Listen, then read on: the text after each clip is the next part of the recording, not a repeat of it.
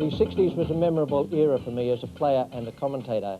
I witnessed some marvellous cricketing events and played alongside some great players in that decade. Among them, Freddie Truman and Ted Dexter and Kenny Barrington of England. In the West Indies, Wes Hall and Garfield Sobers, Lance Gibbs and Rowan Canai. In South Africa, Graham Pollock. And in Australia, Neil Harvey and Alan Davidson, and many others as well. Well, for the purposes of this video, we've researched the BBC archives to find as much good quality stuff as we can for incidents and players. Now, bear in mind that the actual quality of the film in the 1960s wasn't as good as the 70s, that wasn't as good as the 80s, and now we're into the 90s, which is very much better. Sometimes we don't even have a complete sequence, but I can guarantee you that just a glimpse of these great players and the incidents is well worth having on your video.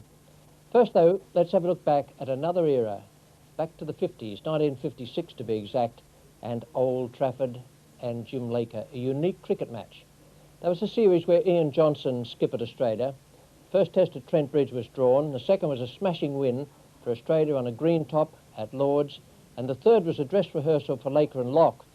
They played at Headingley and they got 18 wickets in that match. So, on to Manchester. England made 459, and in the 10th over of the Australian innings, Jim Laker came on to create cricket history. And this is the amazing film story of how Jim Laker bowls Australia. First to go is Colin MacDonald. He's waiting, and Emrys Davis has given him out. Yes, I thought he must be out. Look out. That's the beginning, and Australia's 48 for 1 becomes 48 for 2 as Harvey is clean bowled by Laker. Ooh. Yes, he bowled him on stump. Laker's Surrey teammate Tony Locke helps with 1 wicket, but then it's Craig, LBW, Laker. Yes, he's out, LBW. And without adding a run, Mackay is out. Caught Oakman, bowled Laker.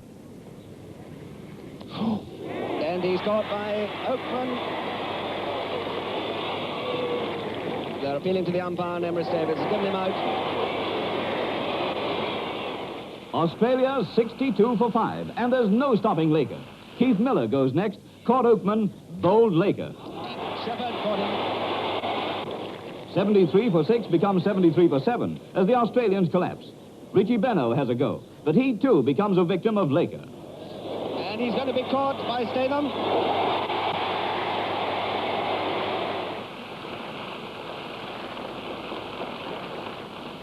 Archer is Laker's next capture. Ron Archer, stumped by Evans. And then Maddox is bowled Laker.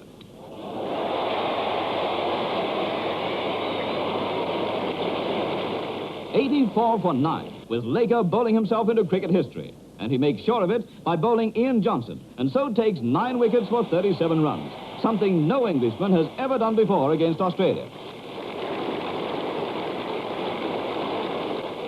And as Australia follow on, Laker is at it again. Once more, it's Harvey, bowled Laker.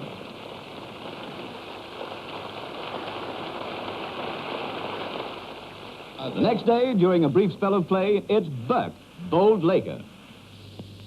Take it to Burke. Caught by Locke. Rain robs Laker of further glory, but on the last day, he's back, and Craig's out, bowled Laker. Yes, I should think so. Yes. Now comes the breakthrough. Mackay has caught Oakman, bowled Laker. Oakman. Next to go is Keith Miller, out for a duck, bowled Laker. And he bowled. Victim number 6 is Archer, caught Oakman, bowled Laker. Oakman. All this time, MacDonald is batting well, but when he's hit 89, he too becomes bowled Laker.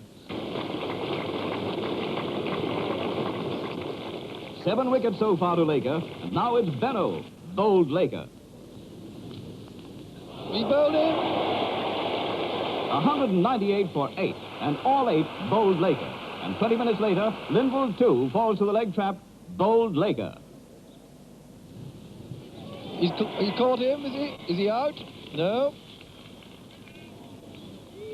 Yes, he's out. He's given out, waiting for the appeal. Can Laker get all 10? That's the question everyone's asking as he bowls to Maddox. He's out.